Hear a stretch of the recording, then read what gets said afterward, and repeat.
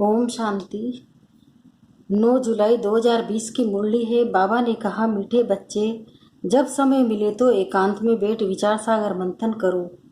जो पॉइंट सुनते हो उसको रिवाइज करो। प्रश्न है, तुम्हारी याद की यात्रा पूरी कब होगी? उत्तर, जब तुम्हारी कोई भी कर्म इंद्रिया धोखा न दे, कर्मातीत अवस्था हो जाए, तब याद की यात्रा पूरी होगी। अभी तुमको पूरा पुरुषार्थ करना है, ना उम्मीद नहीं बनना है, सर्विस पर तत्पर रहना है। ओम शांति। मीठे मीठे बच्चे, आत्म अभिमानी होकर बैठे हो।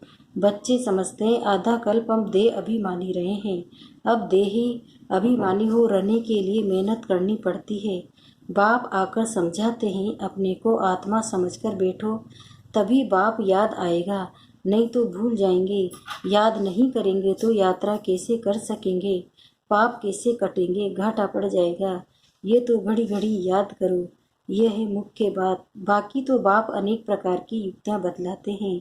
रोंग क्या है, राइट क्या है, वो भी समझाया है। बाप तो ज्ञान का सागर है, भक्ति को भी जानते हैं। बच्चों को भक्ति में क्या क्या करना पड़ता है समझाते हैं। ये यज्ञ तप आदि करना, ये सब है भक्ति मार्ग। बल बाप की महिमा करते हैं, परंतु उल्टी। वास्तव में कृष्ण की महिमा भी पूरी नहीं जानते। हर एक बात को समझना चाहिए न। जैसे कृष्ण को बैकुंठ नाथ कहा जाता है। अच्छा, बाबा पूछते हैं, कृष्ण को त्रिलोकी नाथ कहा जा सकता है? गाया जाता है न, त्रिलोकी नाथ। अब त्रिलोकी के नाथ अर्थात 3 लोक, मूल वतन, सूक्ष्म वतन, स्थूल वतन, तुम बच्चों को समझाया जाता है। तुम ब्राह्मण के भी मालिक हो। कृष्ण ऐसे समझते होंगे कि हम ब्रह्मांड के मालिक हैं। नहीं, वो तो बैकुंठ में थे। बैकुंठ कहा जाता है स्वर्ग, नई दुनिया को।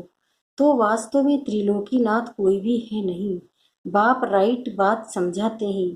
3 लोग तो हैं, ब्रह्मांड का मालिक शिव बाबा भी हैं, तुम भी हो। सूक्ष्म वतन की तो बात ही नहीं, स्थूल वतन में भी वह मालिक नहीं है। न स्वर्ग का न नरक का मालिक है, कृष्ण है। स्वर्ग का मालिक, नरक का मालिक है रावण। इनको रावण राज्य, आसुरी राज्य कहा जाता है। मनुष्य कहते भी है, परंतु समझते नहीं है। तुम बच्चों को बाप भेंट समझाते हैं। रावण को 10 शीश देते हैं, 5 विकार स्त्री के, 5 विकार पुरुष के। अब 5 विकार तो सबके लिए हैं, सब है ही रावण राज्य में। अभी तुम श्रेष्ठाचारी बन रहे हो, बाप आकर श्रेष्ठाचारी दुनिया बताते हैं। एकांत में बैठने से ऐसे विचार सागर मंथन चलेगा। उस पढ़ाई के लिए भी स्टूडेंट एकांत में किताब ले जाकर पढ़ते हैं। तुमको किताब तो पढ़ने की दरकार नहीं। हाँ, तुम पॉइंट्स नोट करते हो, इसको फिर रिवाइज करना चाहिए। ये बड़ी गूढ़ बातें हैं समझने की। बाप कहते हैं ना, आज तुमको गूढ़ ते गूढ़ नई नई पॉइंट समझाता हूँ। पारसपुरी के मालिक तो लक्ष्मी नारायण है, ऐसे भी नहीं कहेंगे कि विष्णु है। विष्णु को भी समझते नहीं है कि यही लक्ष्मी नारायण है। अभी तुम शॉर्ट में एम ऑब्जेक्ट समझाते हो। ब्रह्मा सरस्वती कोई आपस में मेल फीमेल नहीं है, ये तो प्रजापिता ब्रह्मा है ना। प्रजापिता ब्रह्मा को ग्रेट ग्रेट ग्रैंडफादर कह सकते हैं।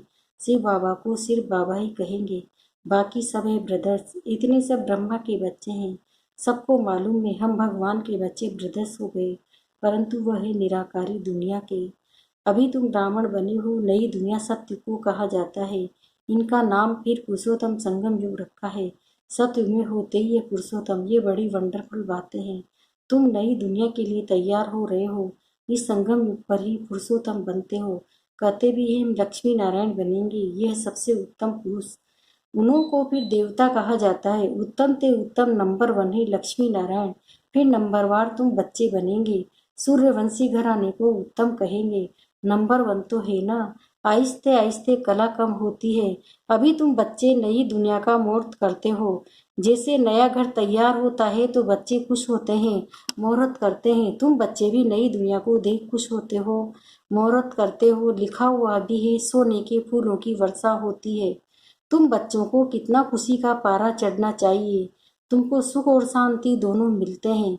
दूसरा कोई नहीं जिसको इतना सुख और शांति मिले। दूसरे धर्म आते हैं तो द्वैत हो जाता है। तुम बच्चों को अपार खुशी है, हम पुरुषार्थ कर ऊंच पद पाए। ऐसे नहीं कि जो तकदीर में होगा सो मिलेगा। पास होने होंगे तो होंगे नहीं, हर बात में पुरुषार्थ जरूर करना है। पुरुषार्थ नहीं पहुंचता है तो कह देते हैं जो नसीब में होगा, फिर पुरुषार्थ करना ही बंद हो जाता है। बाप कहते हैं तुम माताओं को कितना ऊंच बनाता हूँ। फीमेल का मान सब जगह है, विलायत में भी मान है। यहाँ बच्ची पैदा होती है तो उल्टी चारपाई कर देते हैं। दुनिया बिल्कुल ही डरती है। इस समय तुम बच्चे जानते हो भारत क्या था, अब क्या है। मनुष्य भूल गए हैं, सिर्फ शांति शांति मांगते रहते हैं, विश्व में शांति चाहते हैं। तुम ये लक्ष्मी नारायण का चित्र दिखाओ। इन्हों का राज्य था तो पवित्रता सुख शांति भी थी। तुमको ऐसा राज्य चाहिए। इन्हें मूल वतन में तो विश्व की शांति नहीं कहेंगे, विश्व में शांति तो यहाँ होगी ना। देवताओं का राज्य सारे विश्व में था, मूल वतन तो है आत्माओं की दुनिया। मनुष्य तो ये भी नहीं जानते हैं कि आत्माओं की दुनिया होती है। बाप कहते हैं हम तुमको कितना ऊंच पुरुषोत्तम बनाता हूँ, ये समझने की बात है। ऐसे नहीं रड़ियाँ मारेंगे, भगवान आया है तो कोई मानेगा नहीं, और ही गाली खाएंगे और खिलाएंगे, कहेंगे बीके अपने बाबा को भगवान कहती है। ऐसी सर्विस नहीं होती है। बाबा युक्ति बताते रहते हैं, कमरे में 8-10 चित्र दीवार में अच्छी रीति लगा दो और बाहर में लिख दो बेहद के बाप से बेहद का सुख का वर्षा लेना है, अथवा मनुष्य से देवता बनना है तो आओ हम आपको समझाए। ऐसे बहुत आने लग पड़ेंगे, आप ही आते जाएंगे। विश्व में शांति तो थी ना, अभी इतने ढेर धर्म है। तमो प्रधान दुनिया में शांति कैसे हो सकती है। विश्व में शांति वह तो भगवान ही कर सकता है। शिव बाबा आते ही जरूर कुछ सौगात लाते होंगे। एक ही बाप है जो इतना दूर से आते हैं, और ये बाबा एक ही बार आते हैं। इतना बड़ा बाबा 5000 वर्ष के बाद आते हैं, मुसाफिरी से लौटते हैं तो बच्चों के लिए सौगात ले आते हैं। स्त्री का पति भी बच्चों का बाप तो बनते हैं ना, फिर दादा परदादा तरदादा बनते हैं। इनको तुम बाबा कहते हो, फिर फ्रेंड ग्रैंडफादर भी होगा, ग्रेट ग्रैंडफादर भी होगा। बिरादरियां हैं ना, एडम आदि देव नाम है, परंतु मनुष्य समझते नहीं। तुम बच्चों को बाप बेट समझाते हैं। बाप द्वारा सृष्टि चक्र की हिस्ट्री ज्योग्राफी को तुम जानकर चक्रवर्ती राजा बन रहे हो।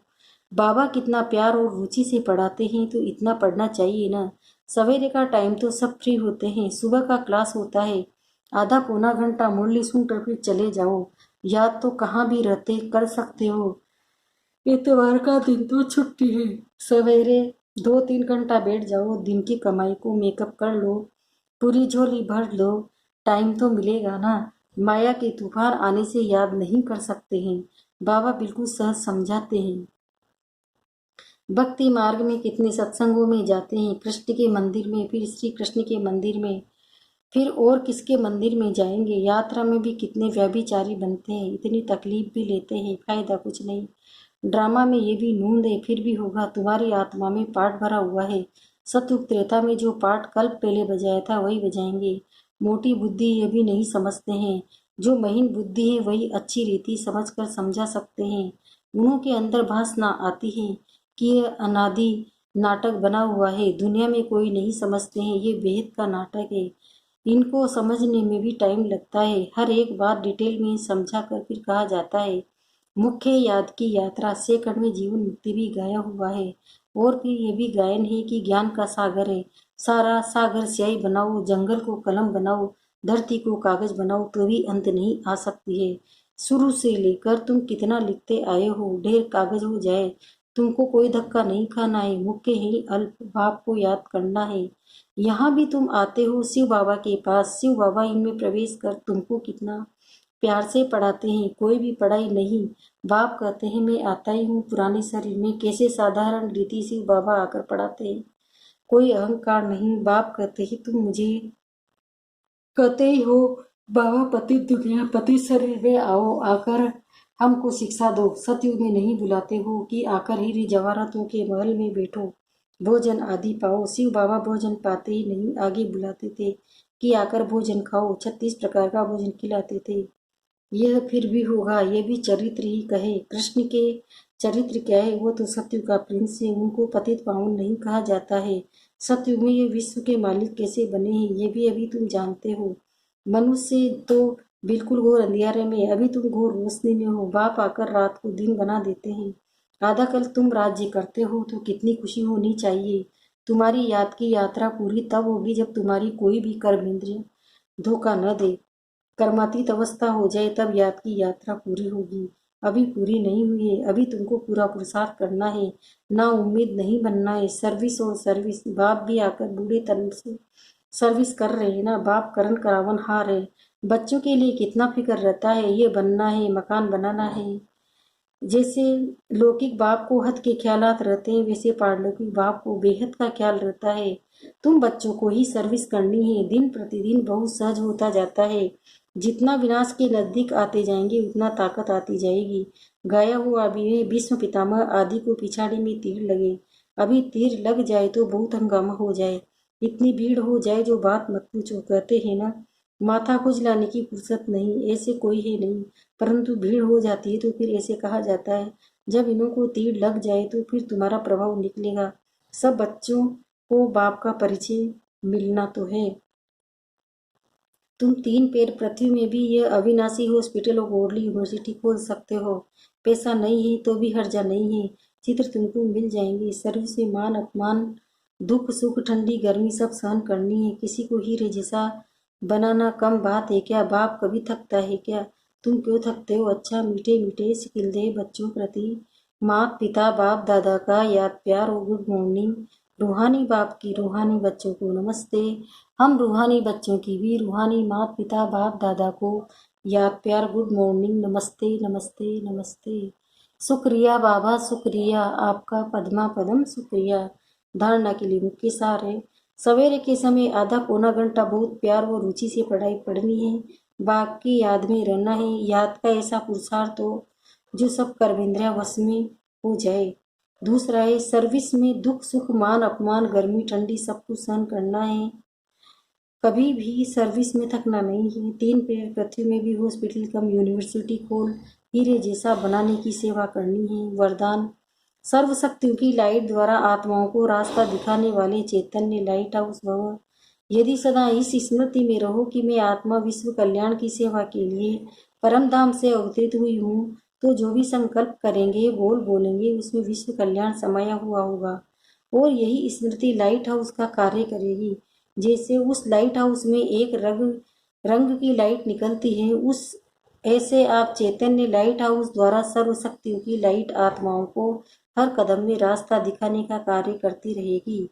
स्लोगन है, स्नेह और सहयोग के साथ शक्ति रूप बनो तो राजधानी में नंबर आगे मिल जाएगा। ओम शांति।